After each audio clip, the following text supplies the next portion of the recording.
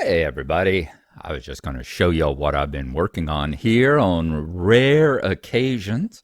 I have a GeForce Now subscription that I use to pull up games on my Chromebook every now and then, and it's been particularly handy whenever I have my lunch breaks at work.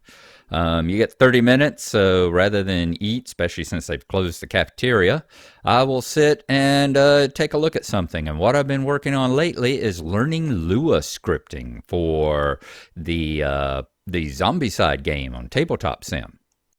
Mindfiend and I have played through the first basically tutorial mission in Zombicide Season 2, which is Prison Outbreak. So I was setting up the first real mission, which is sitting here and putting up the walls and building, guard towers for it and all that. And I decided I would try a little bit of Lua scripting because there's a couple of switches inside the guardhouse, inside the prison here, that you switch and open up doors. And I figured rather than just right clicking on the doors and opening them, I'd learn a little bit of Lua and see if I could actually make it so that the buttons actually cause the doors to open. So we're going to zoom on in here, get this first security door out of the way. Every time I load it, it flips into a bad place, so I need to get that part actually locked down with a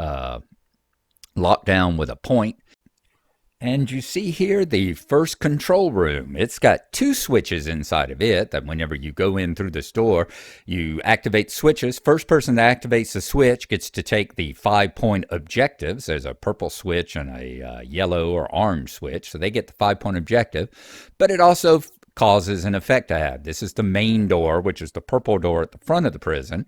And this is the security door, which is the one you saw me moving. That's a big rotating door that every time you flip the switch here, every time you do an action to flip it, it rotates 90 degrees. So it acts as a backup. So as you see, I've created the tags. I've created the actual buttons here in Lua that cause the labels to appear. I've been able to put words on them. I've changed the color of the font and the words. And as you see, when I hover above them, that little buttons appear to show you that this is an actionable button. And as I click the three of them, you'll see that down here in the bottom left, it gives me a message. It says main button clicked, security button clicked, and cell doors button clicked. So I've actually made the buttons, labeled the buttons, and got them to do something now. So yay me. Now I'm going to go up to the modding menu and click on scripting and show you all the actual script that has done that so far. At the very top up here, you see the variables that I had to put in and hook them to the user IDs. Every object in the game has got a unique user ID that variables have to be hooked to. And those are the names, terminal, and cell door and all, and hooked to the 6-digit identifier numbers. Below the variable definitions, I've got 3 tables showing the parameters for the buttons that I'm going to create. They're the button parameter main, button parameter security, and button parameter cell. As you see, each one tells what label, it tells what the label is, what the label says. It gives a color for the label, gives a color for the font. It tells exactly where it's positioned, and it has a thing that says click function, which tells me that I'm going to have, if you click on that particular button, it's going to go to a function that I'm also going to have to write called button click cell, button click security, and button click main. The next section of the script here gathers each one of the objects from its ID number and defines it, in this case terminal 1, terminal 2, security door 1, and then the section after that gives each one of the objects a name: main door, security door, cell door 1, and cell door 2. The final sections of the script here is where I actually create the buttons. You'll see terminal dot or terminal 1, 2, and 3 dot create button, and then the definition of what parameter table it uses, parameter list it uses for each one of the 3 terminals. And then below that, I define the functions. You got the function button click main, security, and button click cells. And at this point, all they do is print over there in the thing, main button click, security button clicked, and cell button clicked.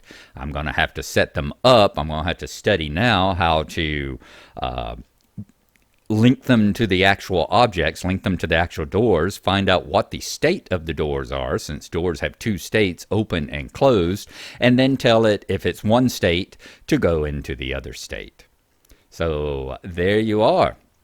That is how I've come along, what I've been doing in my lunch hours, and it's been a lot of fun. It's my very first major back in the day was computer programming. Well, my second major was computer programming, and that was, I can't say this is bringing it back, but it's familiar because we programmed in Fortran and Pascal. And in fact, my very first class ever, I actually, part of the class, we actually used punch cards. So it's been a long time. You're talking about 36, 37 years ago. So I can't say this is bringing, oh yeah, I remember how to do this. No, I don't. But it is, I can't say it's not totally unfamiliar. So that's it. Yeah. So as we get this done, hopefully I will be able to figure out things in pretty soon, and then eventually y'all will get to actually see us play the mission. So that's what I've been up to. I hope y'all are having a good one, and back to the hiatus. Bye bye, and see y'all then.